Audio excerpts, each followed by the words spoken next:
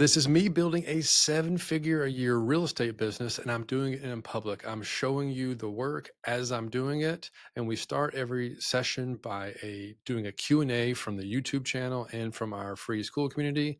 And then we go through updates, like what I'm doing in the business, the ups and downs of the day-to-day, what it's really like to run a business, and all the challenges you face and how we solve those problems.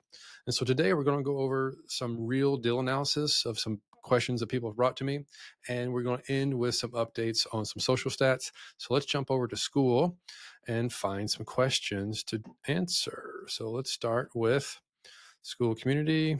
Let me just go find a question that I haven't answered yet. Okay, here's a good one. This one asks, Brett asks, are there any opportunities with a property when the NOI, the net operating income, is negative? And so in this case, he's been provided financials for a duplex in Buffalo where the rents appear to be low. Although one of the units is occupied, only one of the units is occupied. So two of the units, there's only two units, one is vacant.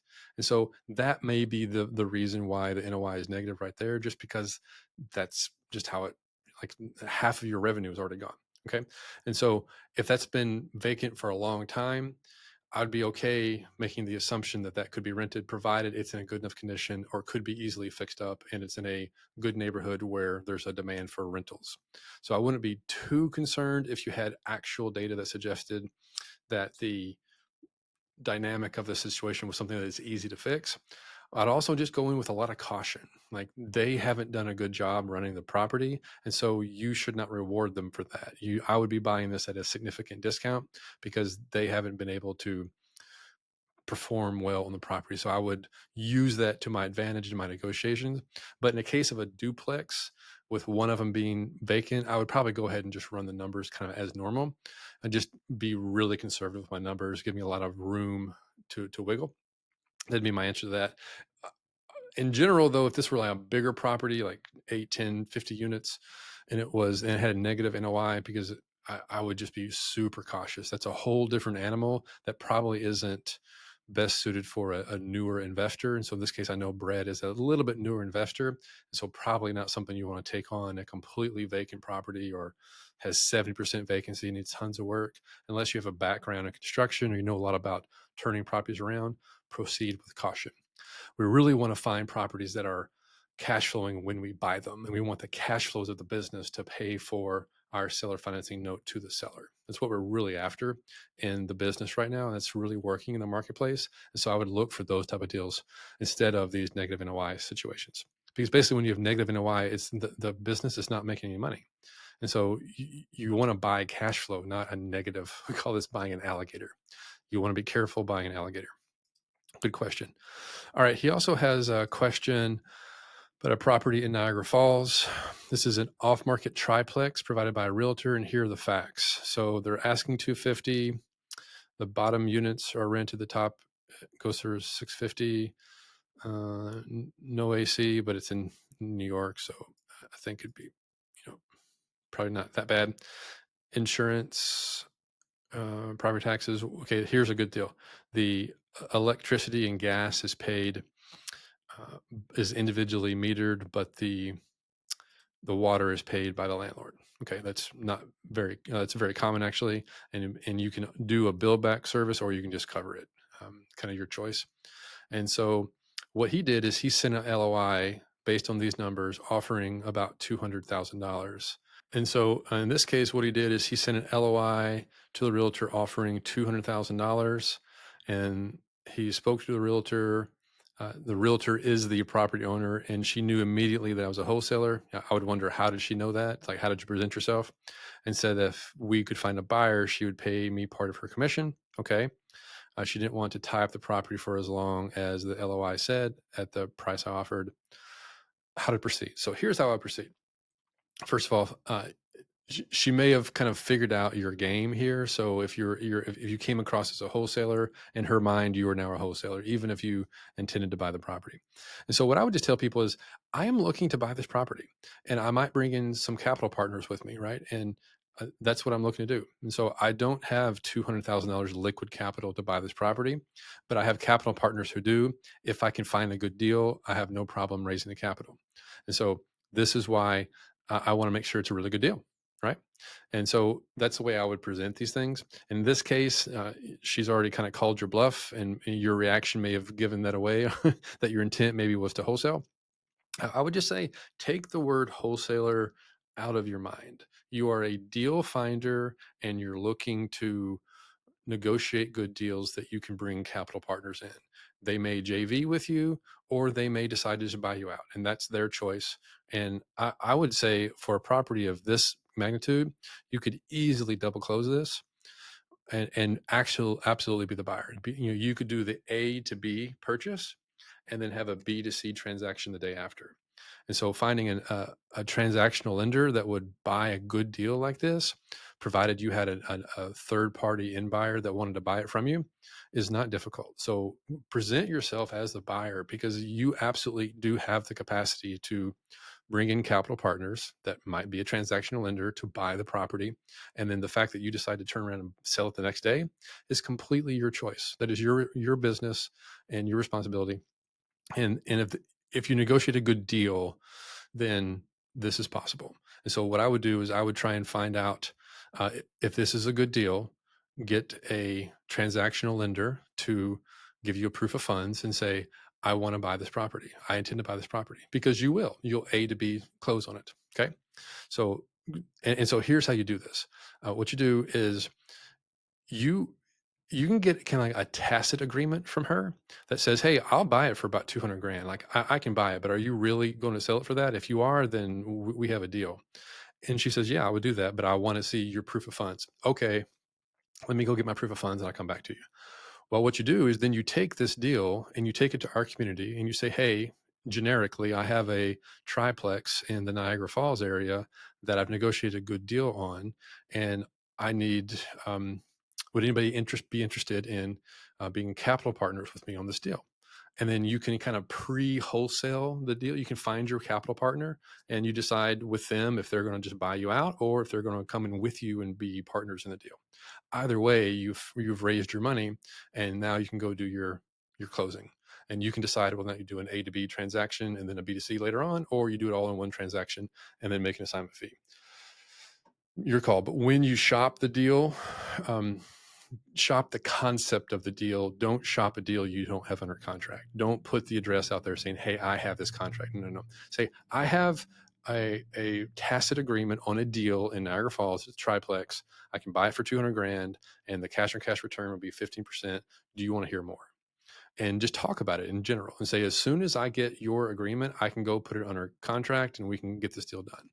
So you have to kind of play the chicken or the egg, right? You have to get both things at once, the capital and the deal. And you kind of play you kind of juggle these two things together. And that's how you get these deals done, especially when you're newer, you're not sitting in a lot of cash. And you haven't found the JV partner. I would post in the Skool community, both the free and paid group and any Facebook groups or real estate investor groups that you're a part of. It says, hey, I have a beat on on a good deal, a triplex in Niagara Falls. Do you want to hear more? I'm not saying I have it under contract. Don't ever lie. Be forthright with everything.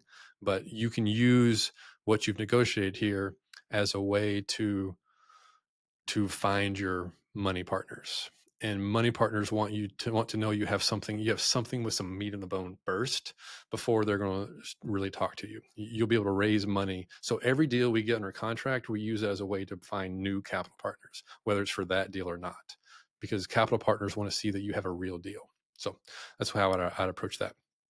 Okay, let's see if there's any other questions that we need to address. Well, I know I do have a question that came in from Harvey yesterday. So I met with Harvey and he had a mobile home park, and that's what this right here is. So this mobile home park that he's looking at, he was a little confused. And so he was asking me some questions about how you run the numbers on a mobile home park when it has uh, 32 tenant owned, 2 park owned homes, 14 RVs, 3 park owned homes that are vacant, and 22 vacant lots. There's a lot of things to take on. And I prefer to take this down in an individual basis. Like, what would this be worth for the 13 tenant owned homes, meaning the park doesn't own it. They only do lot rent. This is our preference, is what we like. And then the two park owned homes, like those, there's only two of those. That's good because um, we don't really like park owned homes because then we got to repair and maintain a aging mobile home. And it's just not something we want to do. And then the tenant owned RV parks are perfect. So they can drive off with their RV. Perfect.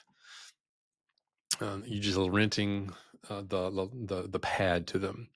And then they have 3 vacant owned parks, and it looks like the park owned homes are average of 1994, so they're super old.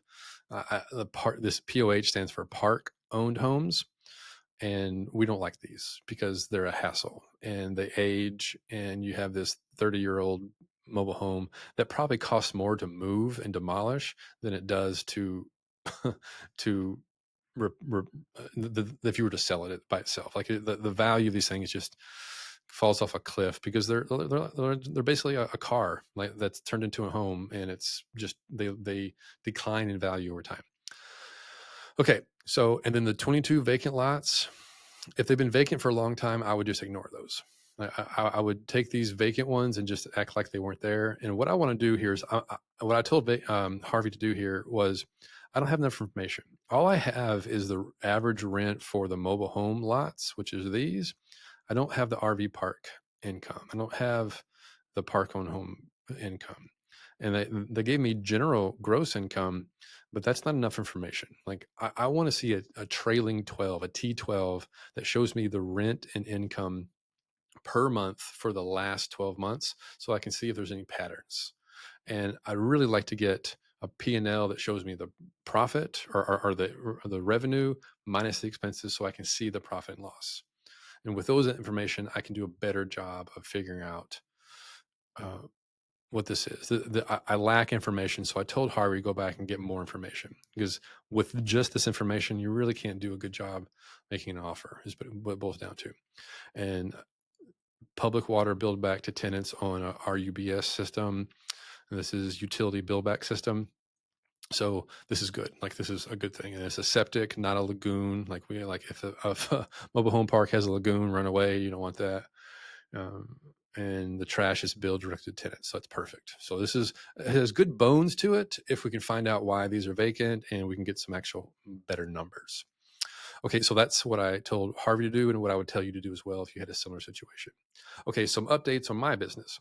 So what I'm doing is I'm updating my investor website so I can have a better credibility kit, and I would recommend you do the same thing. I've been putting this off for a while, and I'm doing more and more conversations with brokers, and they don't know who we are.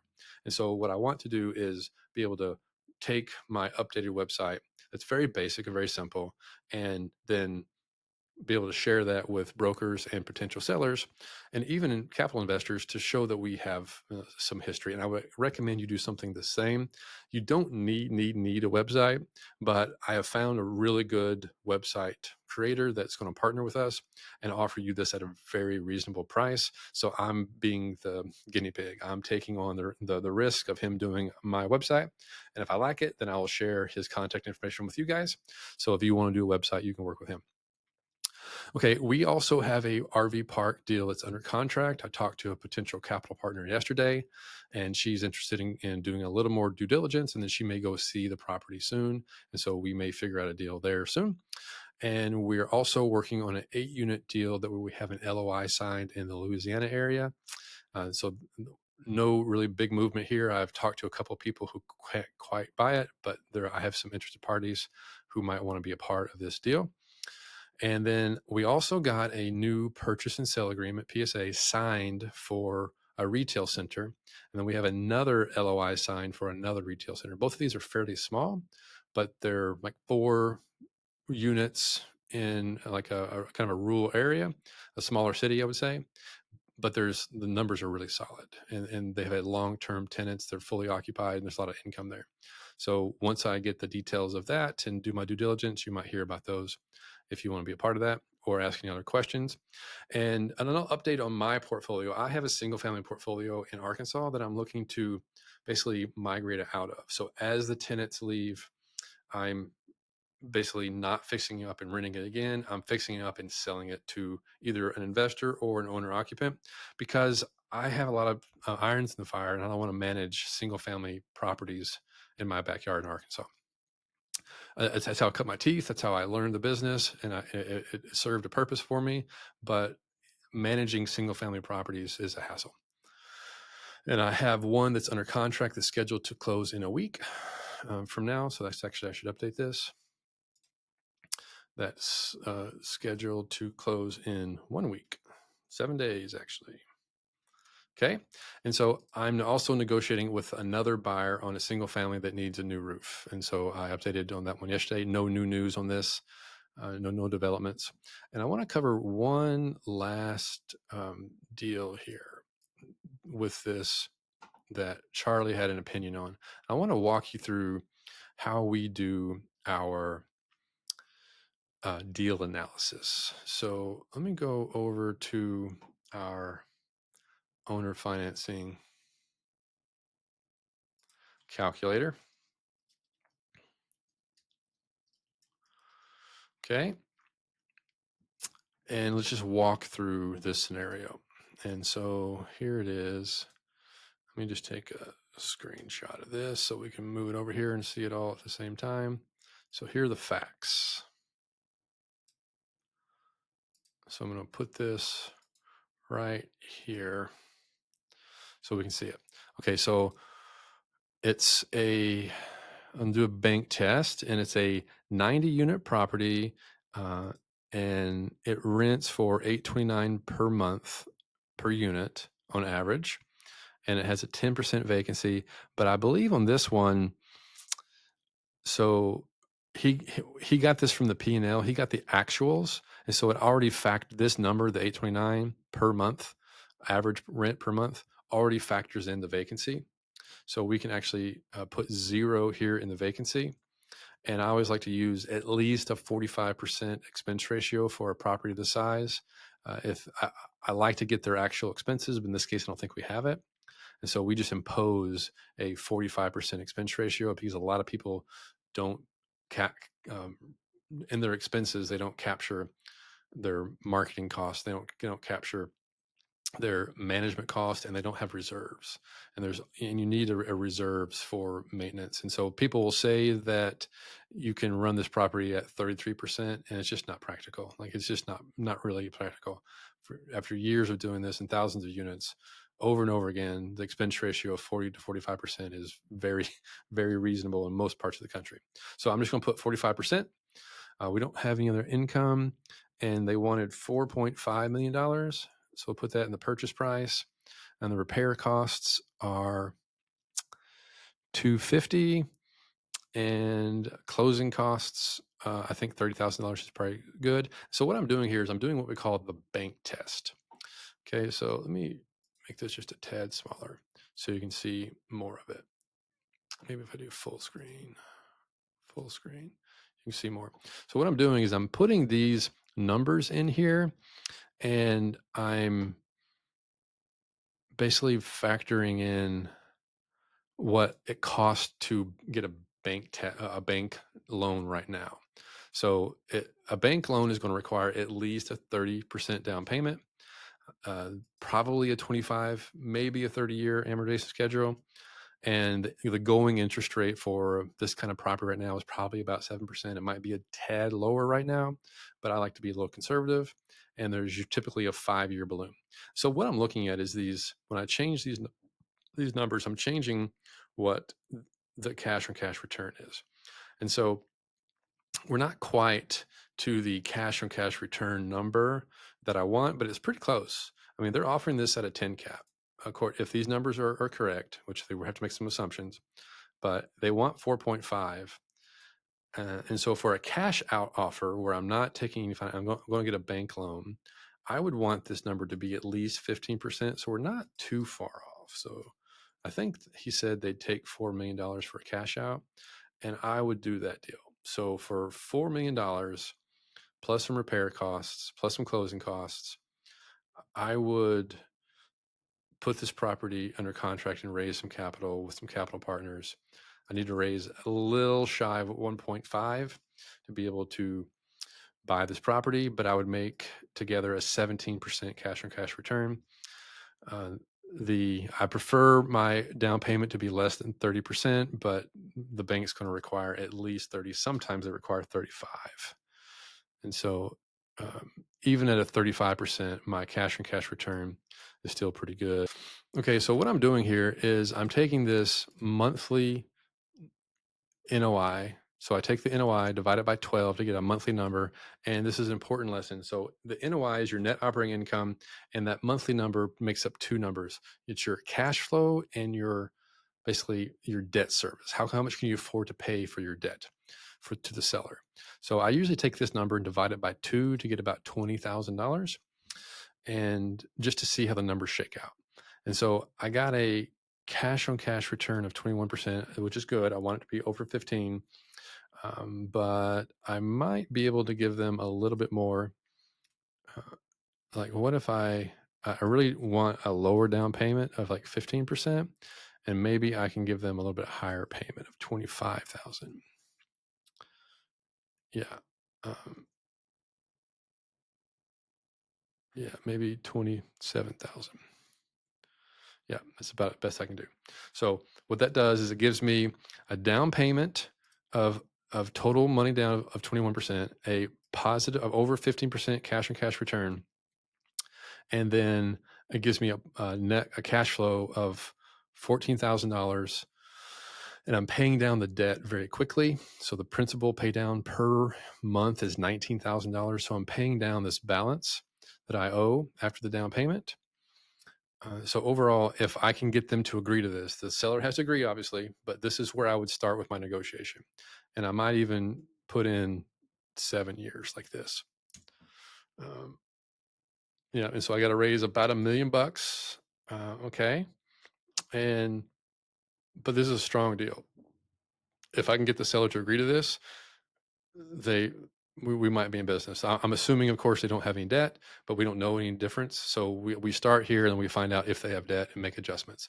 So this is how I would make an owner financing offer to keep all these numbers in the green and actually offer something to the seller that I think is valuable. So they're getting their price, and they're also getting $27,000 a month in monthly payments, and they will get cashed out in 7 years. So the total balloon payment in 7 years would be $2 million, and they will net total $5 million at the end of the whole thing. So I think it's a good deal for them, right? And they're saving a ton in taxes by taking that seller financing offer.